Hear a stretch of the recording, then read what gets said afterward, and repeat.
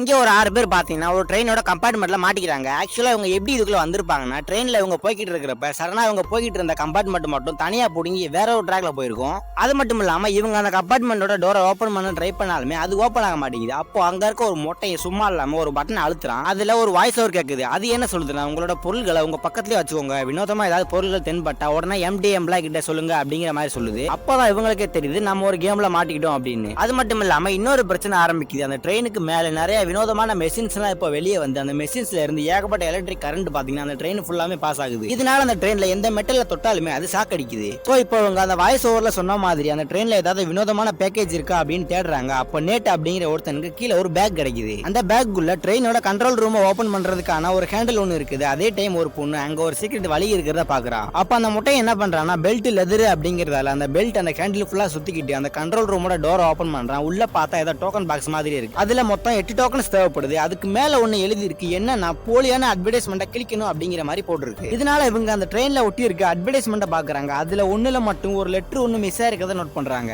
அதே மாதிரி இருக்கிற ஏகப்பட்ட அட்வர்டைஸ்மெண்ட்ல ஒரு லெட்டர் மட்டும் மிஸ் ஆகிட்டே இருக்கும். அப்ப ஜோயி அப்படிங்கிற ஒரு பொண்ணு ஒரு ஐடியா பண்ணி அந்த பேக்ல வேற ஏதாவது பொருட்கள் இருக்கா அப்படின்னு சொல்லிட்டு தேடி பாக்குறா. பார்த்தா அதுல ஒரு லைனிங் லப்பர் ஒன்னு இருக்கும். அதை யூஸ் பண்ணி மிஸ் ஆன லெட்டருக்கு பக்கத்துல இருக்கிற ஒரு ஹேண்டில புடிச்சு இழுக்கிறா. அப்ப இவங்களுக்கு சி அப்படிங்கிற ஒரு டோக்கன் கிடைக்குது. அப்போ என்ன ஆகுதுன்னா, அந்த கம்பார்ட்மெண்ட்ல பாஸ் ஆகிற கரண்ட் லெவல் பாத்தீங்கன்னா இப்போ அசரத்தனமா அதிகரிக்குது. சோ இந்த டோக்கன்ஸா கலெக்ட் பண்றதா ஒரே வழி அப்படின்னு புரிஞ்சுக்கிட்டு எல்லாருமே தனித்தனியா போய் மிஸ் ஆற லெட்டருக்கு பக்கத்துல இருக்கிற ஹேண்டில புடிச்சு இழுக்கிறாங்க. அப்போ இவங்களுக்கு டோக்கன்ஸுமே கிடைக்குது. அதே நேரம் இவங்க ஒரு டோக்கனை எடுக்கும் போதுமே அந்த கம்பார்ட்மெண்ட்ல பாஸ் ஆகிற கரண்ட் லெவல் பாத்தீங்கன்னா கூடிக்கிட்டே இருக்கும். ஒரு வழியா 7 டோக்கன்ஸ் இவங்க கண்டுபிடிச்சிடறாங்க. இன்னும் ஒரே ஒரு டோக்கன் மட்டும் தான் இருக்கும். அப்ப அந்த மொட்டையை கடைசி டோக்கனுமே கண்டுபிடிச்சிடும். அதை இவங்ககிட்ட சொல்றதுக்கு முன்னாடியே கரண்ட் அடிச்சு மொட்டையோட சொல்லி அங்கேயே முடிஞ்சிருது. அப்போ ஹீரோயின் கடைசி டோக்கன் என்னவா இருக்கும்னு ரொம்ப நேரம் யோசிச்சுட்டு கடைசியில அந்த டோக்கனையுமே கண்டுபிடிச்சு அந்த பாக்ஸ்ல போட்டதுமே இவங்க ஏற்கனவே கண்டுபிடிச்ச சீக்ரெட் டோர் ஒன்னு ஓபன் ஆகுது. அதுக்குள்ள போய் இவங்க எல்லாருமே தப்பிச்சிடுறாங்க.